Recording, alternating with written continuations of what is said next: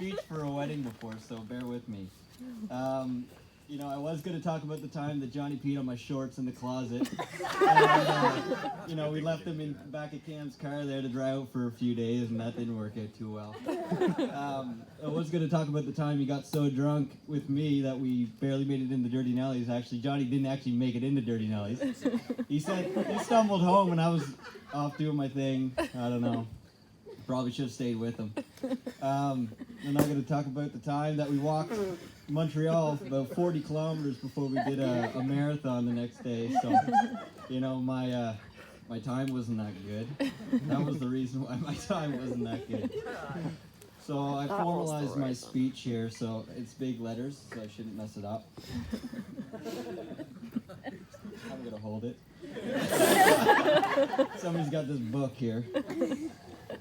All right, for those that don't know me, my name is Ryan Flynn. I just grew up down the road here in Windsor Junction along with John and his 25 brothers. I'm very happy to be here today to celebrate likely the most important day of his life, other than the day that he breaks a marathon in 2 hours and 30 minutes.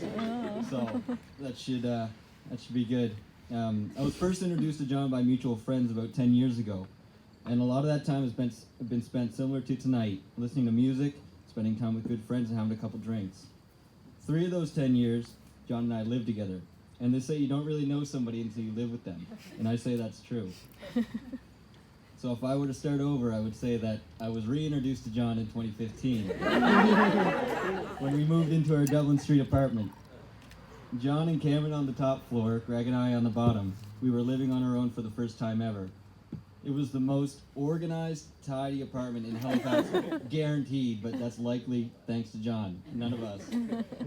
Even the empty 2-4 boxes in his closet were perfectly stacked, labels facing out, nobody could touch them, like not a smell.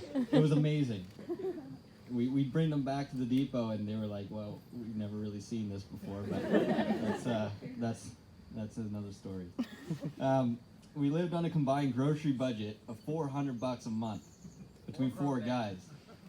We ate the same thing 3 times a week, and we supplemented our diet with wing night and niche, which we typically do on a weekly basis now. I honestly have no idea how we survived. I lost 20 pounds. I drank my suppers about 2 nights a week, so it was a good time.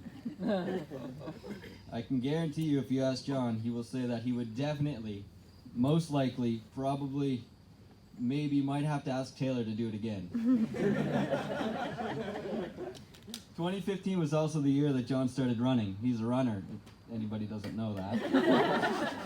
I believe it was on his birthday that he ran 20-something kilometers for his first run, and it was all downhill from there.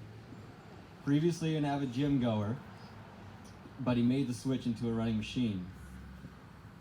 At that time, we had no idea how far he would take it. For example, this past weekend at his bachelor party, I wake up at 7. Johnny's standing at the end of the bed with his shorts on, saying, yeah, I'm going to go for a short 8K run with Will. I can't see. I can't stand up or function. And he just goes off and does his thing, and I'm pretty sure when he got back, he felt worse, but that's each their own. I even tried my hand at it in 2017. I trained with John for the Valley Harvest Marathon. It was the most brutal 12 weeks of my life. We did a long run every Sunday. And, we'd get there, we'd get all set up. He's got his watch, I got nothing. I barely have my shoes on. We start off on the run, and he starts trying to have a conversation with me. I can't even breathe. He's running, talking, and I think he's talking to himself the whole time. So, anyways. Oh, Grace also ran the Valley Harvest. Unlucky for her, but lucky for me, she bummed her knee. Otherwise, she would have been waiting for me at the finish line. My neck was getting sore because coming over the 36-kilometer mark, I kept looking over my shoulder because I thought guaranteed I'd see her. So I was a little bit concerned about that, but luckily I made it in. For the longest time, it was running and running only in John's life, until he met Taylor. It was evident from the first time John introduced me to Taylor that I should probably start looking for an apartment.